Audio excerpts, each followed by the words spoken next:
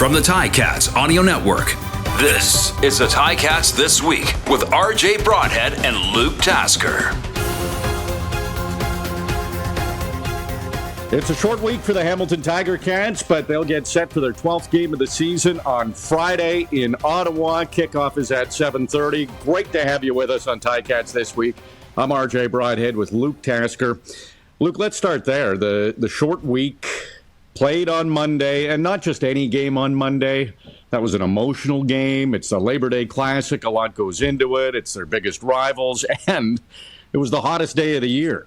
So the Tiger Cats have Tuesday off. They practice Wednesday, travel Thursday, play Friday against Ottawa, who had the bye week, so they're sitting well-rested, ready to go. Do you think that's going to be a factor for this game on Friday for the Tiger Cats? You know, I could actually see it, just the anticipation of that storyline kind of just disappearing early in the game. Injuries, I mean, your body's not exactly made to play 2 football games in 5 days over a course of 5 days. So, if the Ticats are, unfortunately have some injuries or some players have to leave the game, that could be part of that storyline. But I don't think so. I think so long as you can get hydrated and get healthy, I don't mind it. You got to go out there and run your offense. You got to call your defense and sort of focus on yourself there. And I think sometimes it can just lead to some simplicity and some, players just, getting right back into it. Mentally, emotionally, it's not the worst thing. 2 games in 5 days. How have you recovered? Are you ready to go for Friday? Oh man, it's hard on us too, RJ. I don't want people to forget about that. The game on Monday immediately followed. I did the Coach O show. Wednesday was off. You and I are back at it here shortly, but I think I'll be recovered by game time. Yeah, it's a little different than a player, hey? When you were a player? Yeah. A little extra water, a little, don't talk for a couple hours. You're ready to go for the next game. It's fine. I was actually in a full sweat on the field after Labor Day Classic, though, with my 3 boys running around the field and wanting me to tackle them. So I also had a little workout that night at Tim Hortons Field. So you could be a third or fourth or fifth string quarterback. Now you're a defensive guy too. You can tackle. Oh yeah. They're so easy to tackle. Trust me, it's crazy. That'll change. Give it time. That goes the opposite way. You're going one way, they're going the other. So they'll catch I have like you 10 at some years point. left of that, and then the turntables turn. Yeah, exactly. Well, it was, losing to Toronto is always tough. 3 games. Tiger Cats, pretty interesting. They've never had a lead, not for a second, against the Argos in those 3 games. So they've really dug themselves a hole. And we've talked about the first quarter struggles for the Tiger Cats. 4 straight games where they haven't scored a point. Here's the good news. 9 of their 19 points this year have been scored against Ottawa in the first quarter. Their only touchdown in the first quarter has been scored against Ottawa. So it's getting talked about now because it is quite a story how the Tiger Cats haven't been able to get off to good starts as far as scoring points. But maybe Ottawa's the cure to this. They'll go into Ottawa, and they have had some success in the opening quarter, and everybody's aware of it. The players are aware, and they want to get off to better starts. Is there anything in your past history that helped your team get off to good starts and can change the fortunes? Yeah, I would kind of be picking a player that you want to get the ball to early in that drive. I think we've seen Tim White just coming off of a really one of his best games. I was really impressed by Terry Godwin and his touchdowns, and I've been impressed continuously with his route running. Making sure that you don't start that game with a negative play or with a 2-and-out to get that first down and keep things rolling. In Ottawa earlier, of course, that was Bo Levi Mitchell in that game, and you saw, just consecutive first downs. I think they had 5 first downs in a row in that first quarter before scoring that touchdown, and then ended up winning that game with 5 turnovers or 5 interceptions, and just that takes some offensive production to overcome those types of turnovers. And so I think this Ticat team is suited to win against a struggling Red Black team. Early on, man, you just got to start fast. I don't know if it's part of your warm up and your preparation, maybe part of the scripted plays that sometimes are going to start a game off. But you got to make your decision, each player individually, to win that first battle of the game. You mentioned the past games, so this will be the third and final meeting of the regular season for the Tiger Cats against Ottawa. It'll be the third different starting quarterback the Tiger Cats have had. We spoke to Tim White, and he talked about consistency. That's a big thing to get the team going again, get some consistency. But then you look at, you play Ottawa 3 times, 3 different starting quarterbacks. Matt Schultz, he was the starter in the first game. All were one-score games, too. That 4-point win, Bo Levi Mitchell started the game, then got injured on the second last play, and now it'll be Taylor Powell. And Powell's coming off, it wasn't a victory, but putting up 28 points against Toronto is pretty good. He threw 3 touchdown passes, which is really good considering he only had 2 touchdown passes coming into that game. 30 completions, 296 yards passing, both season highs. So did you like what you saw from Taylor Powell, and are you seeing that positive progression in his career as the starts begin to accumulate for him? Yeah, I certainly did. I think the first quarter was really tough, and the offense's sort of role in that struggle was just an inability to get first downs. It's not it wasn't mistakes or it wasn't turnovers and things like that. The Toronto Chad Kelly and his offense, they were starting with such amazing field position as a result of some good returns, some really poor punting, and then the offense is mixed in there with, like I said, just the inability to flip the field. Beyond that, I thought Taylor Powell actually, they had moments of a really, really productive offense, and I thought he looked good. He continues to be pretty reliable with ball security. Almost always, I feel like you see a quarterback come in for the first starts in his career. There's a game in there with like 4 interceptions, right? Which is like, that's the problem of the game. Powell had interceptions. He has thrown interceptions, but never. It hasn't been contagious where he just can't stop turning the ball over. You saw a little bit of a mix in there with James Butler, and then later in that game, the Labor Day Classic, you see some Tim White, Duke Williams a little bit, and then of course Terry Godwin makes some catches down the field that were huge. Keandre Smith as well. So they're an offense that is progressing. I think it's almost undoubtable that Scott Milanovic and Taylor Powell together are progressing to change what this offense has struggled with over the past weeks. Yeah, and when the team loses to Toronto 41-28, it's easy to say, that was a poor performance. But wait a second. When you look at the offensive production in the last 2 games for the Tiger Cats, they're averaging 29 points over their last 2 games. And Scott Milanovic, he's been in for 3 games now, but maybe something's starting to click. Because if you average 29 points per game, you're going to win a lot of games. You're so right. And the thing about that stat makes you go, okay, well, the defense is letting these teams score too much. Well, I thought the defense played very, very well, especially for the first 3 quarters. At the end of the third quarter and in the fourth quarter, the Toronto Argonaut offense finally found some rhythm and put together some very good-looking touchdown drives. They're going to do that. They're a good team. For the first 3 quarters of that game, the Ticat defense was winning their phase. That Ticat defense was outplaying the Toronto offense. But you can't. There's no defense is going to be able to stop an offense who gets the ball, inside of the positive 40 or 30 yard line, and so that was sort of the story of that game. You didn't have a defense that was getting just crushed the whole game by the best team in the league. No, like you had a defense that looked really strong for the majority of that game, and an offense that kind of got started. Finally found rhythm after they were in a negative 17-point deficit. Like, it's just very hard. That Labor Day Classic sort of is stuck in my head.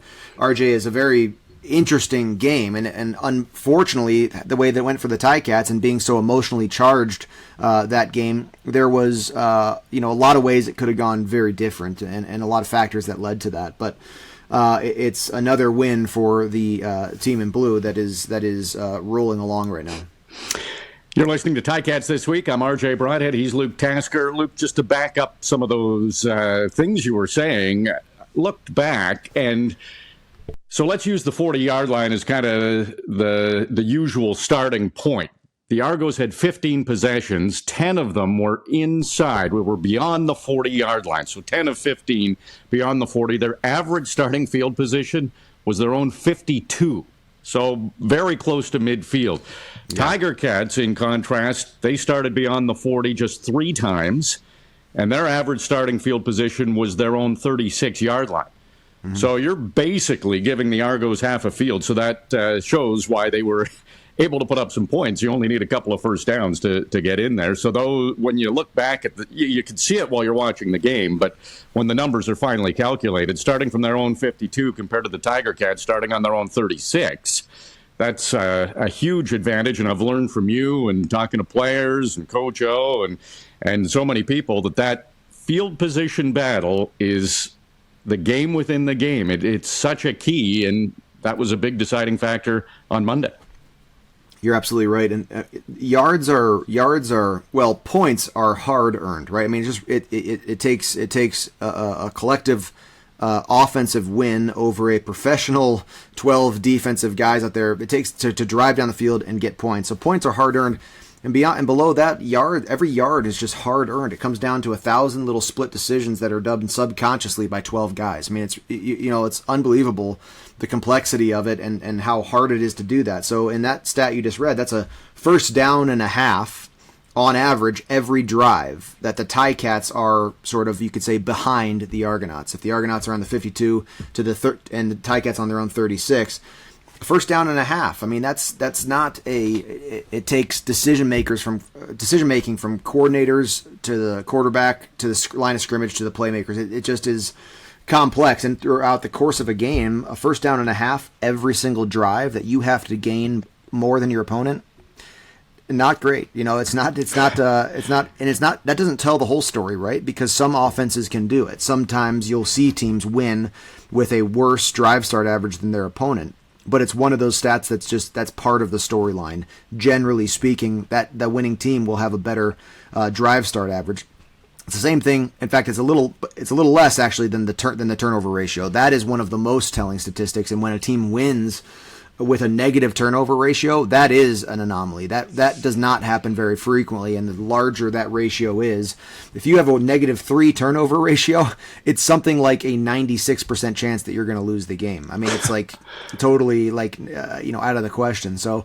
All of these things together, I mean, and part of the Ticats story this year to me is, unfortunately, as they've gotten some things right, it's other factors that have lagged behind, and it's a sort of a consistency, like you said from Tim White's interview. It's sort of a consistency across these metrics: turnovers, first down average gain, second down conversions. It's these consistencies that we see lacking from the Ticats.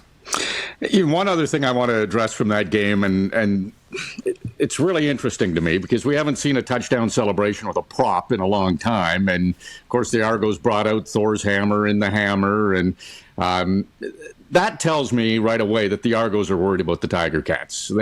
They wanted to win that game badly. They were desperate to win it.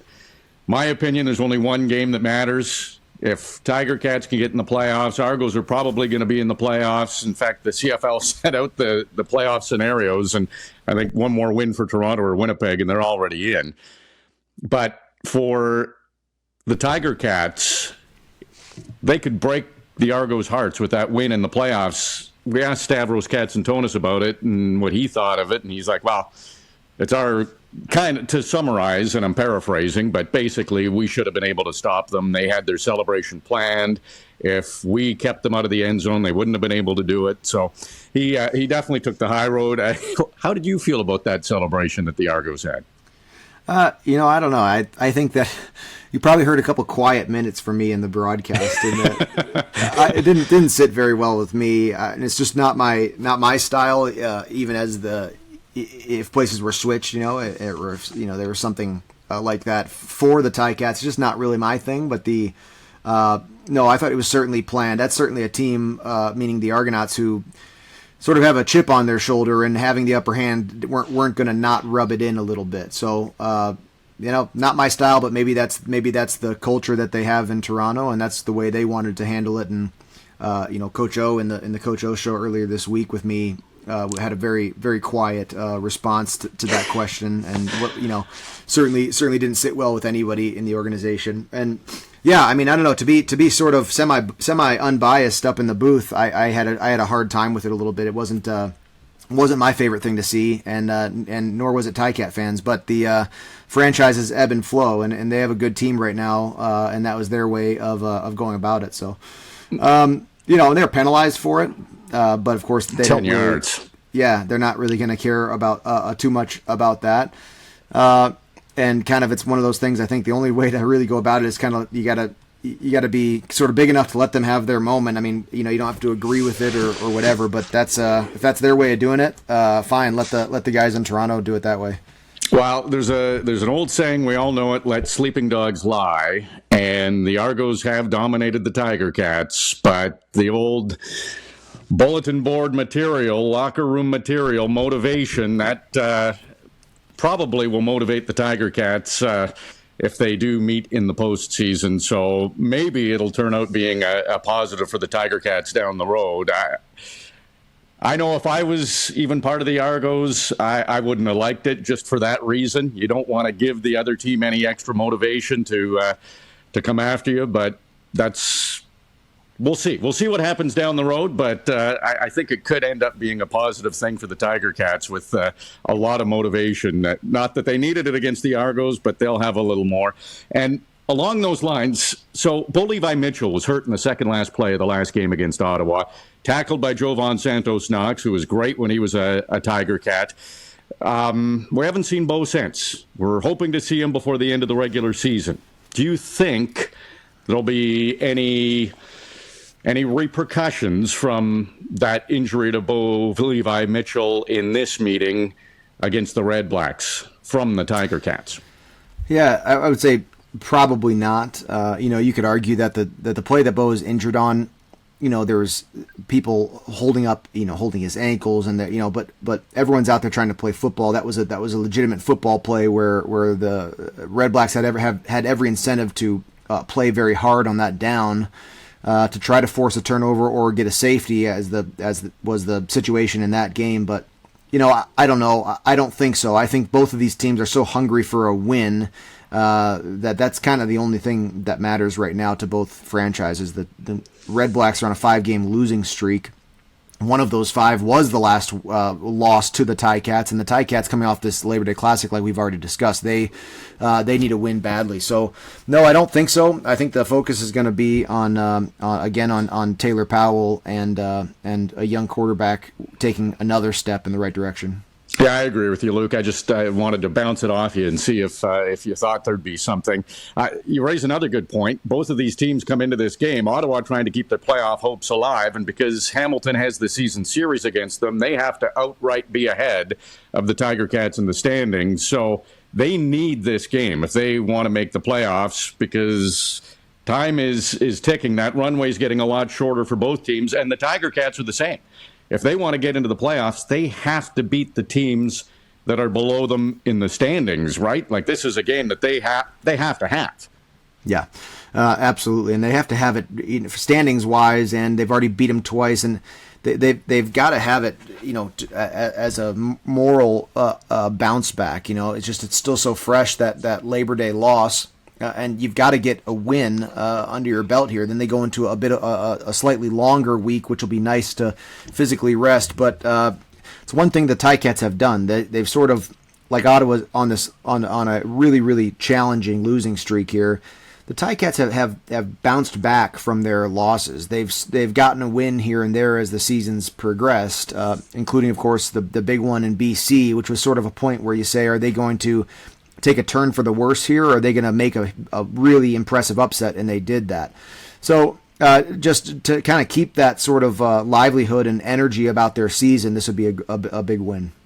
For Ottawa, they have lost 5 in a row, but 3 of those losses were by 4 points or less. 4 points or fewer in 3 of 5 of those losses. So close games, and Tiger Cats' win was only by 4 points. So very close. Both wins against Ottawa were by 1 score. I want to talk about a lineup change for the Tiger Cats on offense. Omar Bayless comes in, and he was a bit of the toast of the town in training camp. He had a really good camp, but just hasn't been able to get into the lineup. Duke Williams has been put on the 6-game injured list, so I know that's a bit of a story right now, if Duke's going to be back or not, or if the injury's too much. We'll have more answers on that as time goes on, so we'll wait on that. The main thing is Omar Bayless is in, and he could be a guy who's just been hungry on the practice roster, getting an opportunity. He does have a touchdown this year. That was on special teams,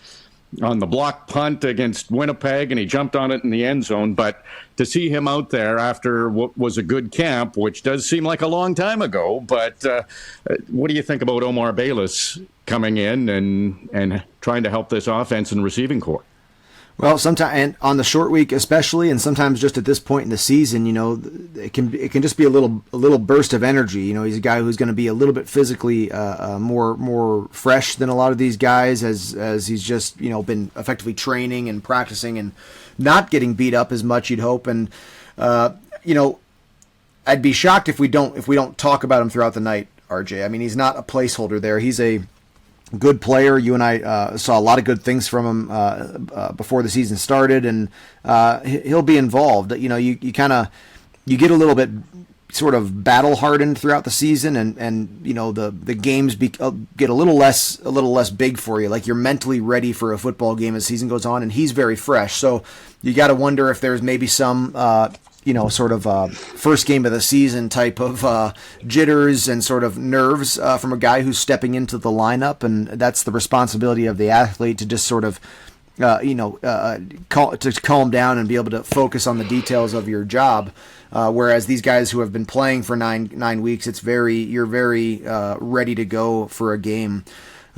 So excited to see a new face, and hopefully we'll see some plays made, some first downs, and maybe a touchdown from Omar Bayless.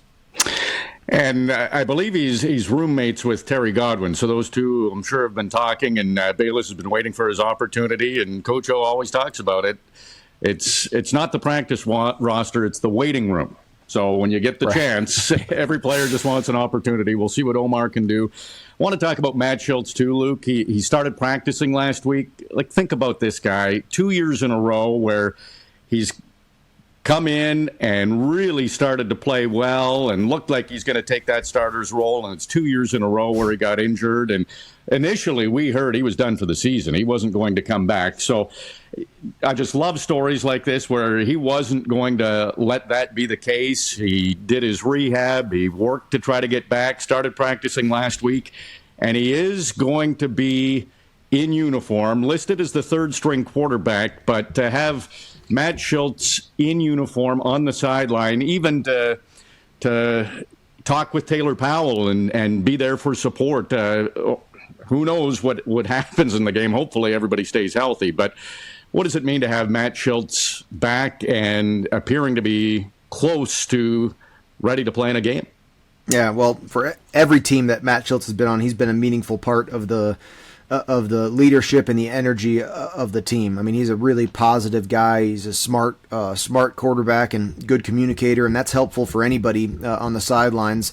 For himself, though, personally, I think it's going to be huge, too, to be able to warm up, to sort of feel the game energy out there, kind of test out, his movement and stuff in at least full equipment, and then kind of, last through the game with the team, even if it is on the sideline. That's sort of valuable for him to gain that before maybe, who knows, maybe we'll see him again this season if his health continues the right way. And of course, there's all kinds of question marks. Bo Levi Mitchell's potential return date, which is sort of mysterious at the time still as well, and the way that Taylor Powell is playing. You don't know what the decisions are going to be, even if Schultz and Bo Levi Mitchell end up being fully healthy. So it'd be good to have him out there for the guys in the locker room, undoubtedly.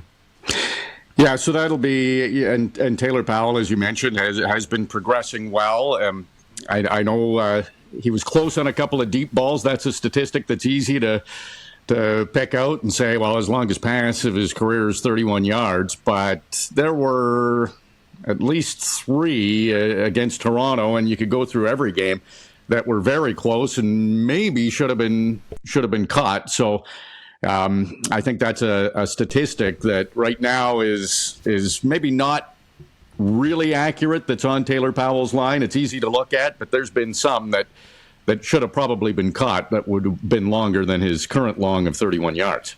Yeah, absolutely. And I think people have a tendency to say, well, they're bad at the deep ball, or like almost as if it's just like an identifying factor of an offense or a player.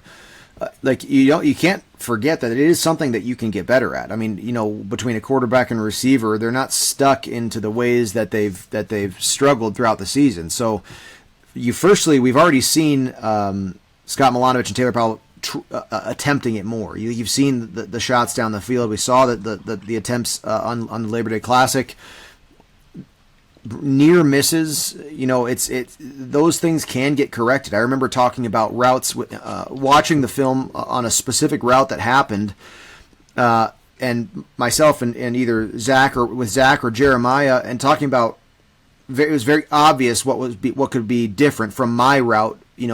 Personally, if it's a missed throw, it's a missed throw, and the quarterback can work on it, and he kind of gauges different players' speed downfield. All that stuff is learned and can be practiced, and for receivers, being in the right position to make a play and to break your route off in a direction that's sort of quarterback friendly, sort of that leading that throw into a better area. It's things that we'll see the progression continue with, I think, because we've already seen evidence of the passing game with Taylor Powell get better and better. So I'm hopeful and kind of excited to watch what's next. Yeah, it'll be his 5th straight start, 6th of his career, and 1st against Ottawa. Again, 3rd different starting quarterback for the Tiger Cats in 3 games against the Redblacks. Tiger Cats have won 3 in a row on the road. They've already won once in Ottawa. Very important. Looking at the Tiger Cats' schedule remaining, they've got this game against Ottawa, home games against Winnipeg, Calgary, and BC, and other road games in Toronto, in Saskatchewan, in Montreal. So this is a game. They only have 2 games remaining against teams who are currently out of a playoff position. So it's an important one for the Tiger Cats. What do you see going into this game that the Tiger Cats have to do to get the win against Ottawa, Luke? Well, I think Taylor Powell's got to continue being a good ball protector. Don't give anything away for free. The truth is, RJ, I think we got to see a better punt team, punt effort from the Ticats, and kicking game in general. They've got to take advantage of field position. They've got to avoid explosive returns against. And I think we'll see some of that as well. Defensively, I think you can almost ask that defense to go out there and play with the aggression and the timing that we saw against the Argonauts, and I think that type of defensive effort will give this Ticat offense and special teams room to breathe. They'll take a little bit of that off of Taylor Powell, the onus and responsibility of sort of winning the game. Sometimes it can feel that way. And if that defense is taking opportunities away from the Ottawa offense, Taylor Powell, I think we're going to see a next step in his ability to move the ball down the field. Well, Luke, I got to say, 2 games in 5 days on this episode of Ticats this week. You and your training staff did a great job getting you ready, and I can tell you're ready to go for Friday. Oh, thank you so much. Yeah, it's a team effort. Yep. Well, it's 7:30 kickoff. Luke and I will have the call on the Ticats Audio Network. Don't forget, pre-games at 6:30 with Bubba and Andy. Luke, can't wait to see you at the game, and look forward to calling this one and maybe another win for the Tiger Cats against Ottawa. They need it. It's been another busy week for your Hamilton Tiger Cats. Luke Tasker and RJ Broadhead have covered it all, and now we would like to hear from you. Email us anytime at gameday@ticats.ca. Subscribe to the Ticats Audio Network on Spotify or wherever you get your podcasts.